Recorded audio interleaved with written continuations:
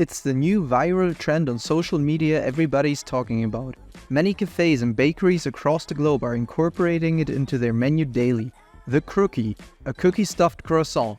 Let's find out if it's a temporary hype or an instant icon.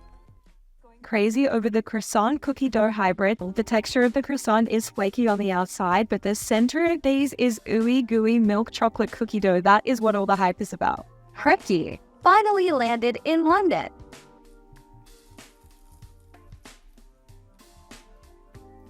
It is finally here in Sydney.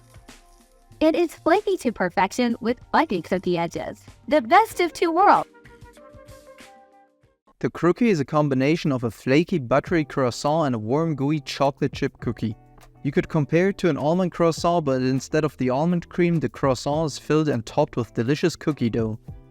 In this video we tried 4 different self-made difficulty levels of the Crookie, starting with only store-bought ingredients all the way to making everything from scratch.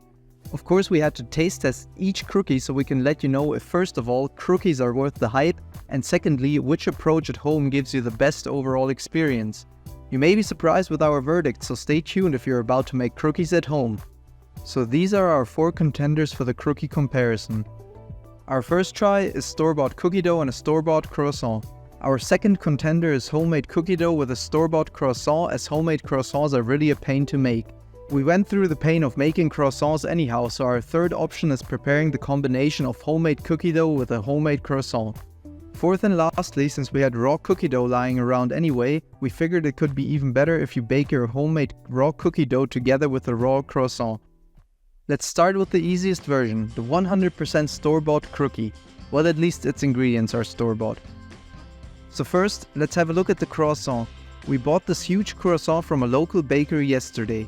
It is important that the croissant is 1 day old so it can get crispier when baking it again. All you have to do is fill the croissant with about 2 to 3 scoops of cookie dough depending on how big your croissant is. Since this is supposed to be a perverted food hype, you will also put some cookie dough on top, as 2 to 3 scoops of cookie dough within a butter-filled croissant do not seem to be enough on social media these days. Now bake this heavy thing in the oven for about 20 minutes at 175 degrees Celsius or 350 degrees Fahrenheit. And here's our first Crookie result after baking the store-bought ingredients for 20 minutes. It really smells amazing and looks beautiful. I'm gonna let it cool down for about 5 minutes and then I will try it. Okay, let's cut to the chase. This is horrible. The ingredients shouldn't be sold as a croissant or a cookie separately, let alone allow them to combine into a hybrid version of themselves. It's mostly due to the bad taste and texture of the store-bought cookie dough. It somehow didn't bake all the way, but it's still not like one of those nice fresh cookies out of the oven that are still soft on the inside. It's a hot version of raw cookie dough but tastes like a Christmas cookie. So at least on our side of the pond you shouldn't do this with store-bought cookie dough. If you have good cookie dough choices in North America, then give it a try and forget what I said here. For the rating, this is a 4 out of 10. Okay, so moving up the difficulty ladder, our next contender is a bit more sophisticated with our homemade cookie dough. Homemade cookie dough is really not that difficult to make, so it could be worth the extra hassle for a satisfying Crookie experience. To keep the quality of the croissant accordingly, we chose a very high quality bakery for this combination. All you have to do is prepare some cookie dough. We have a very nice recipe for delicious cookies, which we also linked in the description box below. But of course you can use whatever cookie dough recipe you like. After you have prepared the cookie dough, it's the same procedure as with the previous Crookie. Our cookie dough is very buttery, so make sure that it is not too warm when working with it. We tried using the same amount of cookie dough as with the previous Crookie. Put some more cookie dough on top. This time we shaped the cookie dough into little circles as we are getting more sophisticated.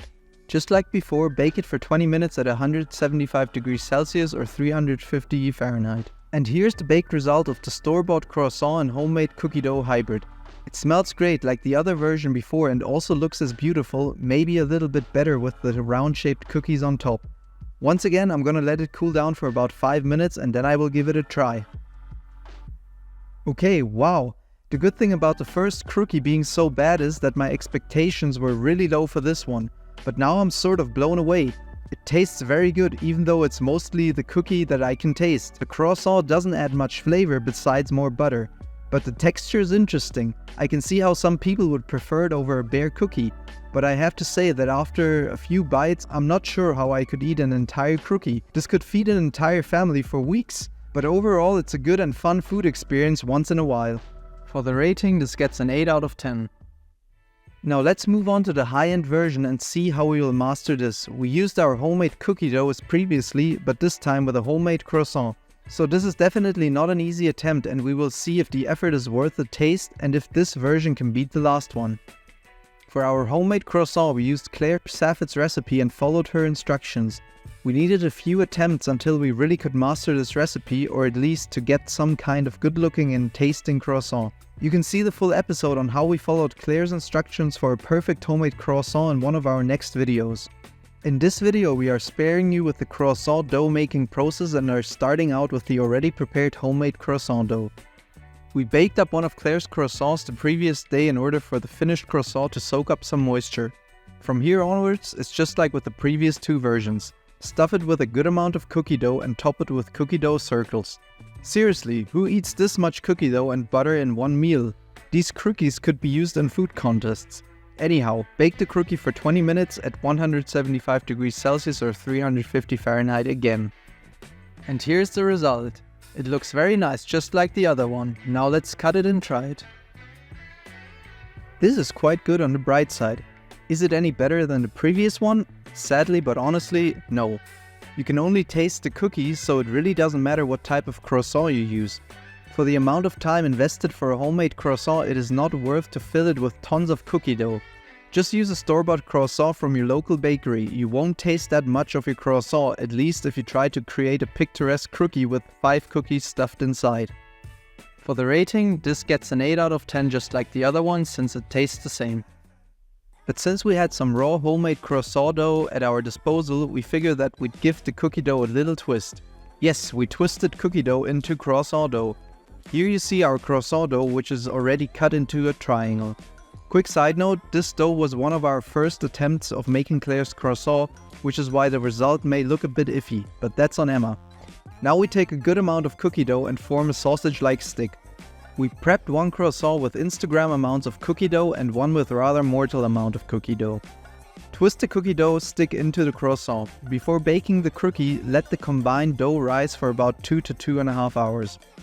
Now give it a nice egg yolk wash and put it into the oven for 15 minutes depending on how big your croissant is. After 15 minutes, add the cookie dough topping onto the cookie and bake the beauty for another 10 minutes. And here's the result. This actually looks really nice. It doesn't look like it's been improvised, but it looks like a real pastry. So the pre-baked entirely homemade crookie was not worth the extra effort. But I have to say that this variation of an entirely freshly baked hybrid dough is the best tasting crookie out of our 4 contenders within this video. It's as if the dough is meant to be together from the start, and you can actually taste the croissant as well as the cookie. The cookie is part of the croissant, they are not 2 separate entities that were combined by brute force. Considering the effort involved in the croissant dough, is it really worth it versus the store-bought croissant with homemade cookie dough? For me the answer is yes, but you'll have to decide for yourself on this one. By the way, Emma disagrees with me and she would take the homemade cookie dough with the store-bought croissant. For the rating, this gets a 9 out of 10 from me and an 8 out of 10 from Emma, so on average we're at 8.5. Leave us a comment if you've tried and let us know what you think. We see why the crookie is such a hype. The flaky and crispy croissant and the warm, melty, gooey cookie center is definitely an experience which you should try. Our suggestion to you, give your crookie a try at home with homemade cookie dough and a store-bought croissant. Give us a like and follow us for food recreations and reviews like this one in the future. Leave us a comment on how you've enjoyed your crookie experience and what other food hype we can tackle next.